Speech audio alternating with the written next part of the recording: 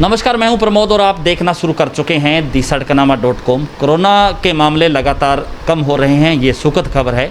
लेकिन एक पीक ऐसा था जहां हॉस्पिटल्स में जगह नहीं थी और ऑक्सीजन को लेकर के लोग जो है पूरी तरह से मारामारी मची हुई थी पूरे हरियाणा प्रदेश में।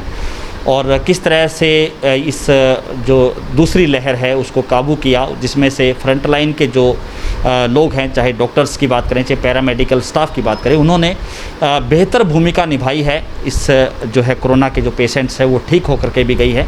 हाँ, एक कारण ऐसा ज़रूर रहा कि जो डेथ रेशो है उसके हिसाब से कहीं ना कहीं जो है डेथ भी हुई हैं।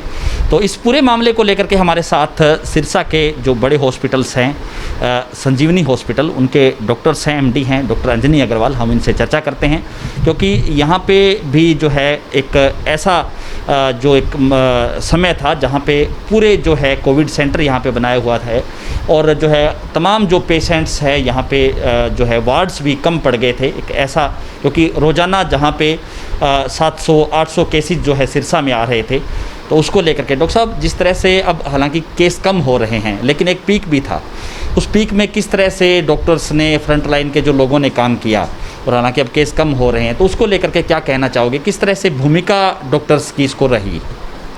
देखिए, जो कोरोना का जो ये सेकंड वेव हमारे इंडिया में आया है, ये बहुत ही एक दुखद एक्सपीरियंस रहा है। हालांकि इसके अंदर सभी डॉक्टर्स ने दिन रात 24 घंटे काम किया, सभी स्टाफ ने 24 घंटे बिना खाए पिए काम किया, अपनी जान पे भी खेले वो। हालांकि मैं उनका धन्यवाद करना चाहता हूँ, उनके परिवार वालों का भी, जिन्होंने उनको हिम्मत दी कि आप लोग लड़ो। ये एक वार की तरह ही था, क्योंकि यहाँ पर जो दुश्मन था वो इनविजिबल था, जो दिख नहीं रहा था, और हर आदमी के अंदर एक भय था। हालांकि इस समय अचानक से जो ये इसके अंदर कोरोना का जो व्यवहार ऐसा ही है कि जब इसमें एक बार पीक आएगी तो पीक के समय हेल्थ केयर सिस्टम क्रैश होना स्वाभाविक था। ये पूरा वर्ल्ड भी जानता है, सभी लोग जो एक्सपर्ट है वो सब जानते हैं, क्योंकि आपके पास नंबर ऑफ़ केसेस एक्सपोनेंशियली 10 गुना 20 गुना हो जाते हैं और कोई भी चीज़ 10 गुना 20 गुना नहीं तैयार की जा सकती। ऐसे में मैं ये कहूँगा सिरसा बहुत सौभाग्य रहा कि प्रशासन ने ऑक्सीजन की कोई ज़्यादा कमी नहीं आने दी। डॉक्टर्स ने भी बड़ा मिल के डट के सामना किया। जिस तरह काम की ज़्यादा काम था तो लोगों ने 24 घंटे ड्यूटियाँ की, बच्चों ने भी 12-12, 14-14 घंटे काम किया और बहुत ही अच्छे ढंग से सिरसा को हैंडल किया। तो ये बहुत ही एक तरह से आज की डेट में हमें बड़ी तसल्ली भी होती है कि चलो, जिन लोगों के हमने खुशियाँ दी हैं, मैं नहीं कहूँगा कि सारों को खुशियाँ मिली हैं, बड़ा दुख भी हुआ, कई लोग एक्सपायर हो गए और अपने 40-30 से लेके 50 ईयर के बीच में एक्सपायर हो गए।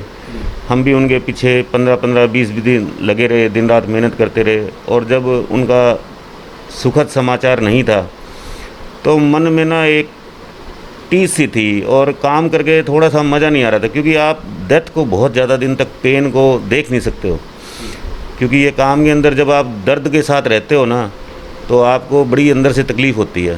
तो हम चाहते थे कि ये किसी तरह ख़त्म हो जाए, बस जल्दी से जल्दी। अच्छी बात है कि ये ख़त्म हो गया है, तो सुखद बात है कि, और चैन की सांस है कि चलो अब ये निकला है यहाँ से। सब जो पेशेंट्स ठीक हुए, जिनका सफल इलाज हुआ, वो अब घरों में जैसे रेस्ट कर रहे हैं, तो उन लोगों को अब भी कुछ एहतियात बरतने की ज़रूरत है। वो क्या करें, उनकी दिनचर्या में किस तरह का बदलाव आएगा?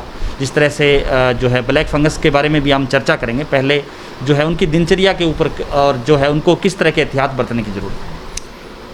देखिए, जितना कि पोस्ट कोविड हम सीक्वेले को समझ पाए हैं, हमने ये देखा है कि लोगों में कमज़ोरी बहुत आ जाती है। लोग की कंप्लेंट आती है कि मेरे वीकनेस बहुत है, मैं बाथरूम नहीं जा पाता हूँ, घर में घूम नहीं सकता हूँ। और वो एक ना, उसको जैसे कल ही मेरे पास एक मेरे रिश्तेदार का फ़ोन आ रहा था, वो कहता है कि मैं ना एक ज़िंदा लाश की तरह बेड पे पड़ा हूँ। तो मैं उन सभी लोग कहूँगा कि इसमें समय लगता है, 3 महीने से 6 महीने लग जाते हैं। निराश ना हो, हौसला रखें। इसका बिहेवियर क्या है ये तो देखो आने वाले वक्त के साथ ही पता लगेगा। हम भी जैसा रोज़ डाटा आता है उस हिसाब से ही कर पाते हैं। शायद हमें भी, डॉक्टर्स को भी अभी इतना ज़्यादा नहीं पता लगा इस वायरस के बारे में। लेकिन धीरे धीरे अगर वो अच्छी डाइट रखें, थोड़ा व्यायाम करें, लंगी एक्सरसाइज करें, तो रिकवर हो जाते हैं 100%। मतलब जिस तरह से अब जैसे ब्लैक फंगस के मामले बढ़ते जा रहे हैं, जो कोरोना से जो मरीज़ ठीक होकर के गए, और कहीं ना कहीं ये भी सामने आया कि जो ऑक्सीजन का जो मीटर्स है जिसमें डिस्टिल वाटर डालना होता है, उसकी बार बार उसको पानी नहीं चेंज करते, उसका भी एक कारण रहता है कि ब्लैक फंगस हो सकता है। वो ये जो है कहाँ तक ये ठीक है और किस तरह से जो मरीज़ है वो एहतियात बरतें? एक्चुअली अभी जो ब्लैक फंगस का है, अभी कोई ऐसा तथ्य बहुत पुख्ता आया नहीं है, ये लोगों की अटकलें हैं। इसके अंदर लोग ऐसा सोचते हैं कि शायद पानी, कोई कह रहा है कि इंडस्ट्रियल ऑक्सीजन है। मेरे ख्याल से बिना कोई साइंटिफिक तथ्य के तो ये बात कहना मुश्किल है। अटकलें हैं, लगाई जा रही हैं। देखिए पिछली वेव में एक भी फंगस का केस नहीं था, अगर आप देखें तो लोग तो उस टाइम भी काफ़ी इन्फेक्टेड थे। इस बार हुआ है तो देखिए क्या निकल के आता है, इस पर कहना भी मुश्किल है। लेकिन ये है कि जो प्रिकॉशन है वो लें। हालांकि जैसे जैसे गाइडलाइंस आई है कि स्टीरॉइड को कम करना है, बाकी चीज़ें कम करनी है, तो डॉक्टर्स उसको फॉलो कर रहे हैं और अब मेरे ख्याल से केसेस भी आने कम हो गए हैं। जो तीसरी लहर का जो चर्चा चल रहा है न्यूज़पेपर्स में, टीवी चैनल्स में कि तीसरी लहर को लेकर के इंडिया तैयार है, ये तीसरी लहर क्या है? इस पे भी जो है हो सकता है कि जिस तरह दूसरी लहर आई, तीसरी लहर भी आ सकती है। इसको लेकर के क्या कहना चाहेंगे? देखिए ये अटकलें जो हैं 1916 के अंदर एक स्पेनिश फ्लू आया था जी। उसका बिहेवियर भी बिल्कुल सेम ऐसा ही रहा था। वो एक साल ऐसे थे जिसके अंदर वर्ल्ड की पॉपुलेशन कम हुई थी और उसमें भी ऐसे ही 3 वेव आई थी, पहली, दूसरी और तीसरी। अभी वर्ल्ड के अंदर तीसरी वेव का कहीं नाम नहीं सुना है। ये अटकलें हैं, ये उस बिहेवियर को पढ़ते हुए ऐसा एज्यूम किया जा रहा है। लेकिन आज हम उस ज़माने से आज बहुत ज़्यादा सक्षम हैं। अब वैक्सीन भी आ चुकी है, लोगों को बीमारी के बारे में भी समझ हो चुकी है, तो तीसरी वेव में इंडिया इतनी मार नहीं खाएगा। हम इसको अच्छे से लड़ेंगे और अगर आएगी भी तो करीबन ये दिसंबर के आसपास या जनवरी में आनी चाहिए।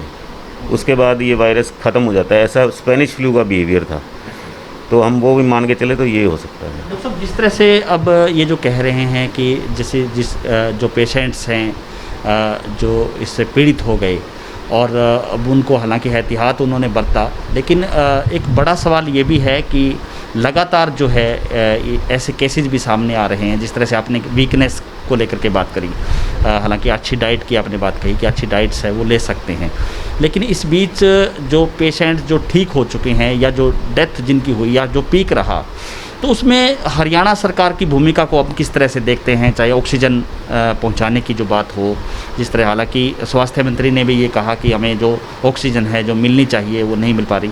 कहीं ये कारण ये भी हो सकता है कि ऑक्सीजन हमें प्रॉपर नहीं मिली, उसको लेकर भी कुछ मौतें हुई पूरे हरियाणा में, ऐसा माना जा सकता है? डॉक्टर इस को क्या मानते हैं?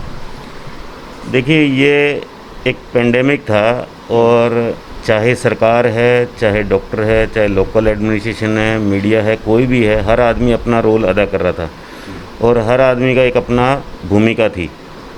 अगर कोई चीज़ की डिमांड 50 गुना हो जाए तो कोई भी सरकार हो वर्ल्ड की, चाहे अमेरिका की सरकार हो, वो भी पूरा नहीं कर सकती है। जो हमारे पास उस समय अवेलेबल रिसोर्सेज थे उसके अंदर सब ने बड़ा अच्छे तरीके से हैंडल किया। हालांकि बाद में टिप्पणियां करना बड़ा आसान है, लेकिन उस मौके पे जो था वो मैं उससे संतुष्ट हूँ। देखिए जब हमारे घर में जैसे एक बारात आनी है और हमने खाना 500 लोगों का बनाया है, अचानक से अगर 1000 आदमी आ जाए तो हम उसमें क्या करेंगे? हम हाथ पैर छोड़ देंगे कि ठीक है जो खाता है मिलता है जिसको खा लीजिए। हालांकि उसके अंदर एडमिनिस्ट्रेशन ने उसके पास सामान के पास खड़े हो गए, थोड़ा थोड़ा बांट के सबको दे दिया ताकि कोई भूखा ना जाए। तो सेम ऐसे ही यही हुआ है, दवाइयों पे कंट्रोल लगाया, ऑक्सीजन पे लगाया और जिनको ज़रूरत थी वो हुआ। मैं इससे संतुष्ट हूँ कि जो एडमिनिस्ट्रेशन ने किया और गवर्नमेंट ने किया काफ़ी हद तक ठीक था। दूरदर्शिता होनी चाहिए थी। ये अरेंजमेंट अगर करने थे तो 2 महीने पहले करने थे, लेकिन मौके पे जो अरेंजमेंट था वो बेस्ट था। हालांकि मुख्यमंत्री ने भी ये बात मानी कि हमें आइडिया नहीं था कि मेडिकल ऑक्सीजन की इतनी अधिक मात्रा में ज़रूरत हो पाई। हाँ, वो किसी को, इवन मैं दूसरों की बात छोड़िए, अगर मैं अपनी बात लेता हूँ कि मैंने पिछली साल भी चलाया था तो मैं भी ये एंटिसिपेट नहीं कर पाया इवन डॉक्टर होते हुए भी, इलाज करते हुए भी हमें क्या क्या सामान की ज़रूरत पड़ेगी। तो जब मैं ये सोचता हूँ कि जब डॉक्टर कम्युनिटी नहीं एंटिसिपेट कर पाई तो बाकी लोग, नॉन मेडिकल लोग इतना एंटिसिपेट नहीं कर पाएंगे। तो सब एक जो इस कोरोना काल में जो लोग पीड़ित रहे, कहीं ना कहीं उनका एक मलाल ये भी था कि जो है डॉक्टर्स हैं उन्होंने लूट मचा रखी है, वो बिल अधिक ले रहे हैं, जो बिल है, जो बेड है उसका पे चार्ज बहुत ज़्यादा ले रहे हैं। तो उसको लेकर के क्या कहेंगे? इस नॉर्म से पे डॉक्टर्स ने कैसे काम किया, क्या चार्जेस रहे, किस किस जो निर्देशों पे जो ये लिया गया? देखिए, इसमें क्या है कि डॉक्टर कम्युनिटी हमेशा वल्नरेबल कम्युनिटी रही है, क्योंकि इसमें क्या है, डॉक्टर हैं चाहे टीचर हैं, स्कूल हैं, ये दोनों विभाग ऐसे हैं जो सोशल कॉज के हैं। लेकिन जब हम इनको लोगों को सर्विस प्राइवेट में देते हैं तो ये जो बहुत कॉस्टली अफेयर है, कैपिटल इंटेंसिव है और इसमें खर्चा बहुत आता है। हालांकि इंडिया गवर्नमेंट ने बहुत अच्छा, हरियाणा गवर्नमेंट ने कर दिया था कि इन्होंने इस चीज़ को भांपते हुए चार्जेस फिक्स कर दिए थे, जिसके कारण हमारे को बड़ी राहत थी कि हमें उस चार्जेस में काम करना है। दूसरी बात, अगर कोई लाखों लोगों को इलाज किया गया है, अगर कुछ 20, 50, 100 लोगों के साथ ओवर चार्जिंग होगी तो शायद कोई अन्य कारण रहा होगा। अगर नहीं भी रहा होगा तो मैं ये जानना चाहता हूँ कि लूट किस में नहीं मची है। जब नारियल का पानी मार्केट में 30-40 रुपये का था, लोगों ने 100 रुपये का दिया, ठीक है। बकरी का दूध हज़ार रुपये में मिला, पनीर के भाव बढ़ गए। तो ये तो सिंपल डिमांड एंड सप्लाई का कंसेप्ट था। हालांकि जब पीक था, जब बेड अवेलेबल नहीं थे, तो लोग, मुझे याद है कि लोग हमारे पास आते थे कि किसी भी कीमत पे हमें ऑक्सीजन दे दो, किसी भी कीमत पे बेड दे दो। तो डॉक्टर कम्युनिटी ने ऐसा कुछ नहीं किया है, क्योंकि डॉक्टर्स इस चीज़ के लिए बदनाम हैं। क्योंकि आज आप देखिए कि वर्ल्ड के अंदर कोई भी रिचेस्ट कंपनी डॉक्टर द्वारा नहीं बनी हुई है। जितनी भी हैं, आप देखिए कि पेंट्स की कंपनी है, गूगल है, जो ये सिर्फ सर्विस बेचते हैं, वो अरबपति वर्ल्ड पे राज कर रहे हैं। डॉक्टर ने, किसी ने कोई ऐसा कभी नहीं कमाया। लेकिन डॉक्टर वल्नरेबल है क्योंकि वो लोगों के दुख के साथ खेलता है। तो उस दुख के अंदर लोगों में अगर अपन पैसा लेते हैं तो वो दुखी होके देता है। तो इसके अंदर क्या है कि उसका पेन इन्वॉल्व है। डॉक्टर की एक प्रॉब्लम ये है, क्योंकि मैं हॉस्पिटल भी चलाता हूँ, तो मेरी प्रॉब्लम ये है कि मुझे जो है, जो भी काम करवाना पड़ रहा है, जहाँ डिमांड सप्लाई की कंसेप्ट है, तो मुझे भी वो दोगुने तिगने चीज़ों पे काम कराना पड़ रहा है। मुझे मास्क जो 1 रुपये का था, मुझे 15 रुपये में लेना पड़ रहा है। जो किट 100 रुपये की थी, मुझे 1000 रुपये में लेनी पड़ रही है। जो दवाइयाँ स्टीरॉयड वगैरह थे, जो 20-20 रुपये के थे, वो मुझे 100-100 रुपये में ख़रीदने पड़ रहे हैं। उन चीज़ों को कोई नहीं देखता, उस पर सरकार लगाम लगाएगी, डॉक्टर्स कुछ नहीं कर सकता उसके अंदर। वो तो एक सेवा दे सकता है और उस सेवा के बदले में अपना मूल्य ले सकता है। तो मैं तो ये भी चाहूँगा कि जो, हालांकि मीडिया ने, बहुत सारे मीडिया ने डॉक्टरों का मनोबल बढ़ाया, इस कम्युनिटी के लिए बहुत अच्छा लिखा। कई लोग बहुत बुरा भी लिख रहे हैं और वो तरह तरह की टिप्पणियां कर रहे हैं। समाज जानता है कि किसने क्या किया, और समाज उनसे प्रश्न पूछे कि भाई ये आप लोग ऐसा क्यों लिख रहे हैं, इसके अंदर क्या मंशा है आपकी, ये तो उनसे सवाल पूछा जाए।